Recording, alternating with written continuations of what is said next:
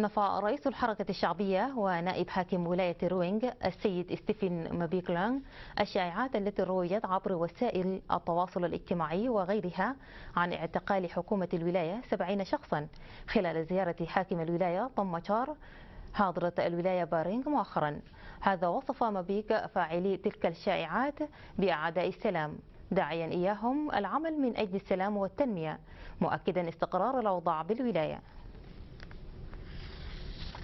في ناس كان بسأل انه الحكومة المشى وواجه المظاهرات من قبل الشعب بتاع ولاية روينغ، وقتلوا فيه ناس، جيش قتل ناس، ضرب ناس وسجن ناس، وبالفعل ما في حاجة حصل في المدينة. فوجينا بس بالأخبار الكاذبة اللي كان بتناوله البعض من الناس المخربين الما دايرين سلام، أعداء بتاع الاستقرار، أعداء بتاع الوحدة بتاع روينغ، هم كان بيطلقوا تلك الإشاعات. فلغاية امبارح كان لسه في إشاعات إنه الجيش اعتقل أكثر من 70 نفر، وهم الآن موجودين في سجون بتاعت فاريان، في سجن بوليس، وبقية في السجون بتاعت الاستخبارات العسكرية. وده نأكد للشعب جنوب السودان ولأبناء ولاية روينغ بأنه كل الإشاعات كاذب. يعني ما يشجعوا الناس يقتلوا أنفسهم، ما يتمنى للمنطقة يخرب، لكن تعالوا وقول وجه نظر وراك بوجودنا ونحن هنفهم ونعمل. قال حاكم ولاية روينغ توم ماشار إن العلاقة بين اللاجئين ومجتمع الولاية علاقة تحكمها حسن الجوار، مبينا أهمية التعاون في الحدود بين دولتي جنوب السودان والسودان لخدمة مصالح شعبي البلدين. المزيد في التقرير الذي عاده الزميل إيمانويل جمعة بصوت الزميلة أجوك شول. يعتبر سوق مقاطعة إيدة من أكبر الأسواق بولاية روينغ التي تم تأسيسها داخل مخيم لاجئي دولة السودان في جنوب السودان لاستضافة اللاجئين من أبناء جبال النوبة الذين لجأوا إلى المنطقة في العام 2011 بحثا عن الأمن والاستقرار في البلاد.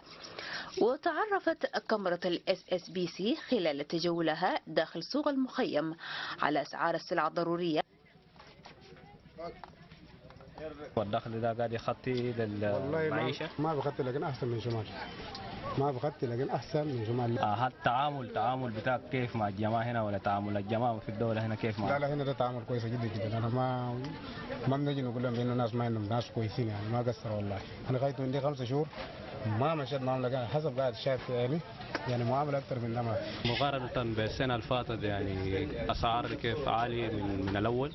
لا مع الاسعار كان طبعا السنه اللي فاتت كان كويس، لكن السنه ده هو بقى غالي شديد. يلا السوق كيف ماشي معك مع المواطنين؟ ما في شكاوي وكده؟ والله هو في شكاوي، لكن ثاني ما بعرف نسوي كيف، لا حسب الشغل بس شغالين. اوكي. الكيلو بكم؟ الكيلو ب 200 جنيه العظم. الصافي ب 280. ويعتبر ظاهرة ارتفاع الدولار بالدولة من أكبر مشكلات تدني الاقتصاديات في عدد من بلدان العالم، مما ينعكس سلبا على المواطن البسيط. يا سامي، الأسعار كيف ما فينا في السوق؟ والله الأسعار ده معنا نحن بطلها ديل، يعني نحن ما مرتاحين في الأسعار الحياة الغالية دي، نحن ما مرتاحين. نحن نتمنى الحياة ترخص لنا، ونحن عشان شنو نرتاحوا، بالذات نحن ديل في جزء عديل الناس يعني ما عندهم. توم ماشار حاكم ولاية روينغ قال إن العلاقة بين مجتمعي جبال النوبة ومجتمع ولاية روينغ علاقة حسن الجوار، مبينا أهمية الحدود بين الدولتين لخدمة شعبي البلدين. ونحن كولاية روينغ وعندنا حدود مع دولة السودان، ولاية جنوب كردفان ولاية غرب كردفان بالتحديد، بنفتكر من مصلحتنا من مصلحتهم إن حدودنا يكون قاعد، لأنه هم أصلا يعني مواطنين بتاعهم بيجوا جنوب هنا كويس، بيجي توج، بيجي مع أبقار بتاعهم بيجي بيسرحوا هنا. وبعد الخريف، قبل الخريف شهر 5 برضه بيرجعوا.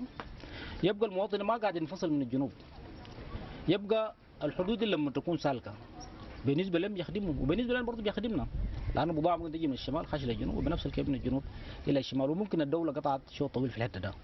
وخير مثال هسه ممكن بعض الولايات بشمال على النيل، منطقة بتاعت شمال الغزال، ممكن الحركة دي هي هسه الناس الحركة دي بدت فعليا.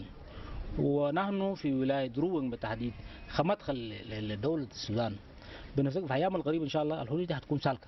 العلاقة بين ولايتي جنوب وغرب كردفان مع ولاية روينغ بجنوب السودان علاقة ارتكزت على حسن الجوار منذ أمد بعيد، حيث انعكست هذا بدوره في التعايش السلمي بين المجتمعات المختلفة في المنطقة. أجوك شول ملوال، SSBC.